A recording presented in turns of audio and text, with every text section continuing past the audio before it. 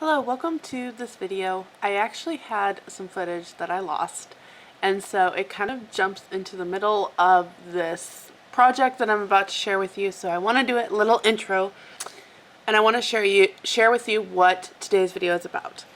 First of all, I was gifted a bag of shirts. My husband went through, picked out what he could use. Men in our church picked out what they could use, and I ended up still with probably 7 or 8 shirts that are unclaimed, and I wanted to find another way to repurpose and reuse them. I decided at this time to kind of just make a twirl skirt t-shirt dress. So you take a t-shirt and you take about 3 or 4 inches off the bottom. This is all the footage that was gone. You take 3 or 4 inches off the bottom of a t-shirt just to kind of bring the waistline up a bit. If you add a skirt to the bottom of an already t-shirt that's sitting on the hips, it can end up just not working out quite as well. So I take, again, 3-4 inches off the bottom of a t-shirt, and then depending on the size, I have many years of being a seamstress. I used to make clothing as a business in my teens, and so I kind of know averaging what length I want for a size 4-5, which in this case is 26 to 28 inches. A size 6, I try to make 32 inches.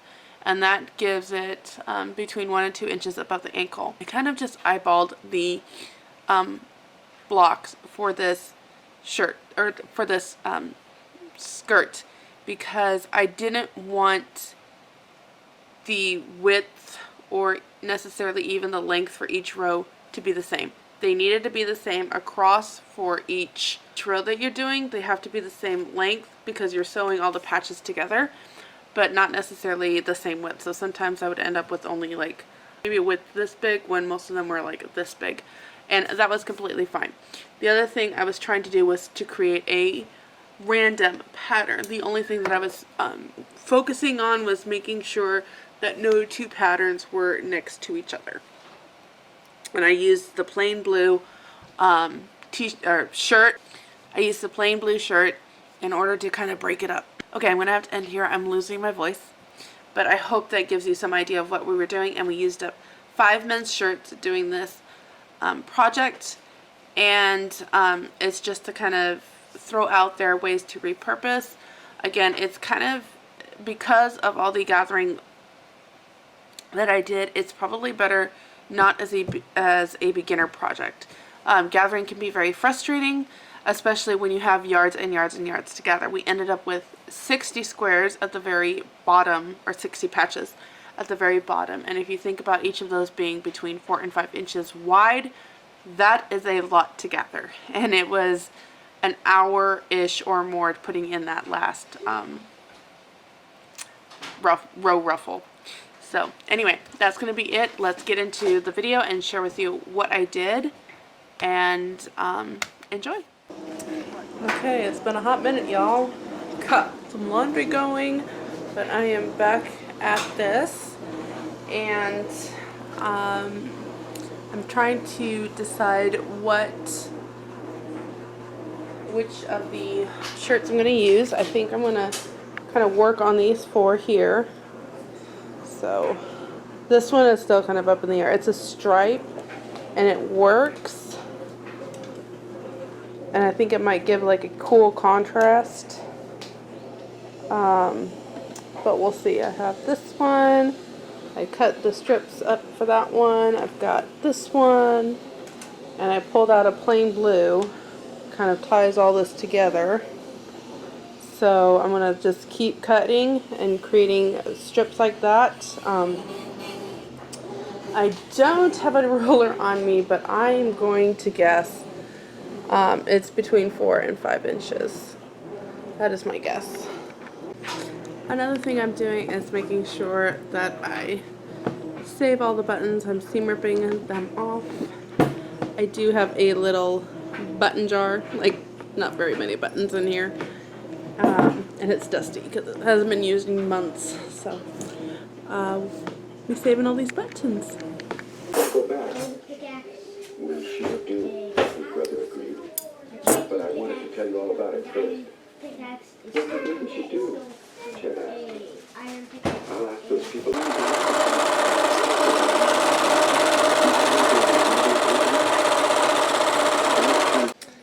Okay, this is done. Well, I gotta take out the gathering threads there, but since I gotta go to the airport, pick my husband up, figured that was a great sitting in the car project to do. But here we go. This, or actually, go. Yeah. This is so cute. This is so cute. So that took up 5 men's shirts. That would have,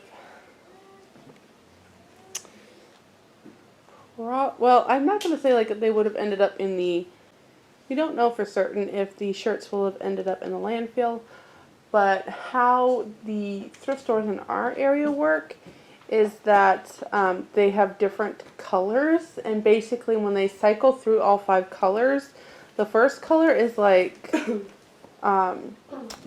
weeded out, and it either goes to a different thrift store, or they are taken to the landfill. The one person there just says there's so much that they have to weed through and work with. So a lot of times it's just what they can manage. And trust me, I have been to thrift stores that don't throw anything out, and it's months and months on end of the same things. And it's a very crowded place, and I actually do not go to those thrift stores. So it's unfortunate, but you know, I'm hoping that this would be another way to kind of use up things. Now, personally, I will not do it like this again. This is very, very, very full. And while these are lighter weights and it's not so heavy, it is a lot of work, especially for that last layer of ruffles. And I may get $20 for this, maybe. And the shirt alone cost me $6.50. I could not find a shirt that was pretty basic in the thrift stores. A lot of them have lots of stains and lots of stuff. This one was a little concerning to me because this is very wide. This is a very wide shirt. So I may still try to make like little ties that go on here just to kind of cinch it in a little bit, because like I said, it's a very wide shirt. Anyway, I would have liked to have done like repurposed other shirts, but to be honest, at this stage, at age 4 and 5, a lot of them aren't in reusable condition. So another option would have been to use overalls, like the tops of overalls. But I haven't seen any. So anyway, tell me what you think of this, and basic instructions will be left below. It's better if you have some knowledge of using a sewing machine and all of that before you attempt this one, especially when it comes to gathering. There's certain techniques that I have that more seasoned seamstresses, I guess you could say, kind of know to do. Otherwise, you will get so frustrated over constant gathering threads breaking because you're just using a lot of strain to pull all this fabric.